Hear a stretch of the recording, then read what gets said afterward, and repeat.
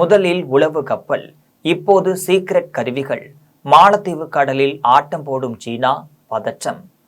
மாலத்தீவு கடல் பகுதியில் சீனாவின் செயல்பாடுகள் தொடர்ந்து அதிகரித்து வருகிறது. கடந்த ஆண்டு சீன கப்பல் ஒரு மாதம் வரை மாலத்தீவு கடல் பகுதியில் ஆய்வுகளை மேற்கொண்டனர்.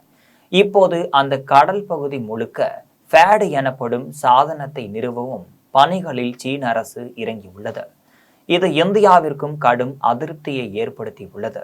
இந்தியாவிற்கும் மாலத்தீவுக்கும் இடையே கடந்த சில காலமாக நல்லுறவு இல்லை. மாலத்தீவு அரசின் செயல்பாடுகளே இதற்கு முக்கிய காரணமாக இருக்கிறது.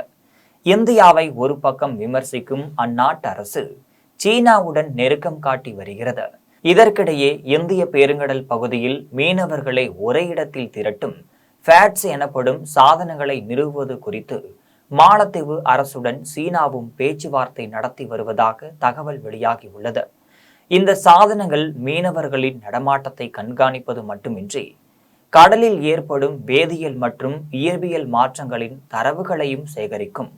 மீன்பிடி தொழிலையே பெருமளவில் நம்பியுள்ள மாலத்தீவு மீனவர்கள் போதிய அளவில் மீன்கள் கிடைக்காமல் இன்னல்களை எதிர்கொண்டு வருகின்றார்கள். இந்த பிரச்சனையை சரி செய்யவே சீனாவிடம் உதவி கேட்டுள்ளனர். முன்னதாக இது தொடர்பாக சீனாவின் கடல்சார் நிறுவனத்தின் மூத்த குழுவுடன் மாலத்தீவு மீன்வளத்துறை அமைச்சர் அகமது சியாம் பேச்சுவார்த்தை நடத்தியிருந்தார். இதைத் தொடர்ந்தே மீனவர்களை இருக்கும் சாதனங்களை பொருத்தும் பணிகளில் சீன ஆய்வாளர்கள் இறங்கியுள்ளனர். இதற்காக மாலத்தீவு வானிலை ஆய்வு மையத்துடன் இணைந்து சீன ஆய்வாளர் குழு பணியாற்றி வருவதாக தகவல் தெரிவிக்கின்றனர். 2024ஆம் ஆண்டின் தொடக்கத்தில் சீன ஆராய்ச்சிக்காக கப்பலான சியாங் யாங் ஹாங் 3 மாலத்தீவு கடற்பகுதிக்கு சென்று இருந்தது. அது மாலத்தீவு கடல் பகுதியிலேயே ஒரு மாதம் வரை இருந்த நிலையில் இந்திய அதிகாரிகள் இது தொடர்பாக கவலை எழுப்பியிருந்தனர். சீன கப்பல் வழக்கமாக பராமரிப்பு மற்றும் பணியாளர் சுழற்சிக்காகவே மாலத்தீவில் நிறுத்தப்பட்டதாகவும் மாலத்தீவு வெளியுறவு அமைச்சகம் விளக்கம் அளித்திருந்தது. இருப்பினும் ஹாங் 3 கப்பலில் நீர்மூழ்கி கப்பல் நடவடிக்கைகளை கண்காணிக்கும் திறன் இருந்ததால் இந்திய அதிகாரிகள் கடும் அதிருப்தி அடைந்தனர்.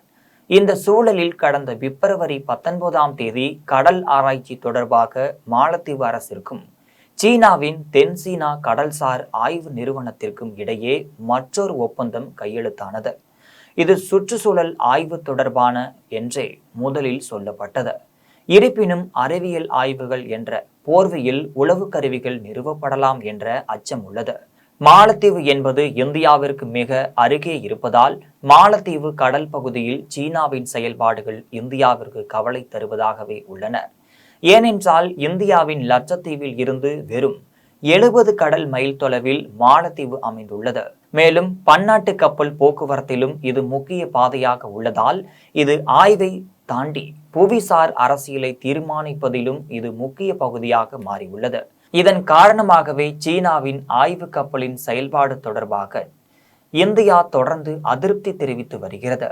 சீன ஆராய்ச்சி கப்பலின் நடமாட்டத்தையும் உன்னிப்பாக கவனித்து வருகிறது.